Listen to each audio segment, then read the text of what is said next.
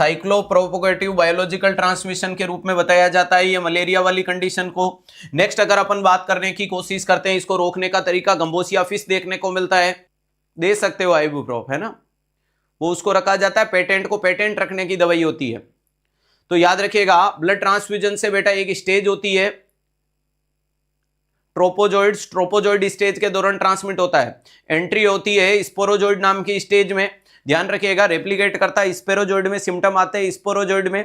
लेकिन blood transfusion में कौन सी स्टेज ट्रांसमिट होती है, तो लिख लीजिएगा ट्रोपोजोइड, लिखना चाहो लिखवाऊं, क्लियर है, ध्यान रखिएगा। एक मलेरिया की स्टेज है जिसका नाम है trophozoite, trophozoite stage transmit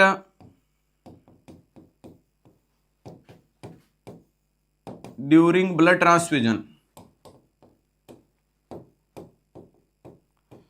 blood transfusion में कौन सी स्टेज ट्रांसमिट होने का तरीका है, तो ध्यान रखिएगा सर उसे ट्रोपोजोइड्स बोला जाता है। अरे उसे क्या बोला जाता है, ट्रोपोजोइड्स के नाम से बताया जाता है, ये वेरी इंपॉर्टेंट चीज है। किसके अंदर बताया जाता है, ट्रोपोजोइड्स। नेक्स्ट इंपॉर्टेंट चीज क्या देखने को मिलता है, नेक्स्ट इंपॉर्टेंट चीज है कि ये मलेरिया नाम की बीमारी के लिए मलेरिया स्लाइड चेक किया जाता है, स्लाइड टेस्ट करवाया जाता है मलेरिया के मरीज में।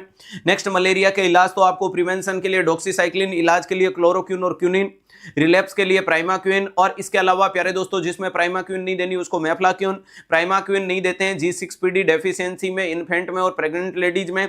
और प्यारे दोस्तों फाल्सीपेरम की दवाई है जिसका नाम है आर्टिसोनेट कॉम्बिनेशन थेरेपी, क्लियर है। ये तमाम जानकारियां अपन किसके लिए दे चुके हैं, मलेरिया के लिए। मलेरिया में अफेक्ट होने वाली सेल का नाम है आरबीसी। अरे मलेरिया में अफेक्ट होने वाली सेल का नाम है आरबीसी, और आरबीसी में क्या डेवलप होता है, तो याद रखिएगा हीमोलाइटिक एनीमिया डेवलप होता है। क्या होता है, हीमोलाइटिक एनीमिया डेवलप होता है, ये वेरी इंपॉर्टेंट चीज है। और अगर मैं आपसे पूछूं कि इसके कारण जब हीमोलाइटिक एनीमिया डेवलप होता है तो कौन सा ऑर्गन डैमेज होता है, तो याद रखिएगा स्प्लीन डैमेज होता है। अरे कौन सा ऑर्गन डैमेज होता है, तो याद रखिएगा साहब स्प्लीन डैमेज होता है। और अगर मैं आपको बताऊं कि ये स्प्लीन डैमेज होता है तो स्प्लीन में क्यों डैमेज हुआ, क्योंकि आरबीसी कहां इकट्ठी है, स्प्लीन में ही है। आरबीसी इकट्ठा कहां देखने को मिल रही है, तो सर स्प्लीन में ही देखने को मिलती है, इसलिए स्प्लीन में ये चेंजेस या डैमेज देखने को मिलता है। तो ये आरबीसी वाली कंडीशन बता दी, ये स्प्लीन वाली कंडीशन बता दी, ये आपको हीमोलाइटिक एनीमिया। अब मुझे बताओ हीमोलाइटिक एनीमिया में मॉर्फोलॉजिकल चेंजेस क्या देखने को मिलता है, what is morphological changes present in haemolytic anaemia,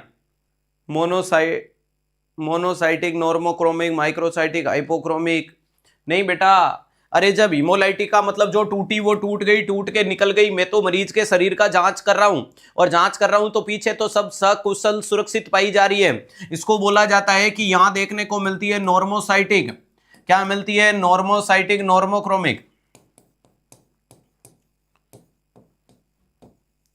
यहां क्या देखने को मिलती है सर, नॉर्मोसाइटिक, नॉर्मोक्रोमिक का मतलब नॉर्मल कलर है और नॉर्मल साइज है।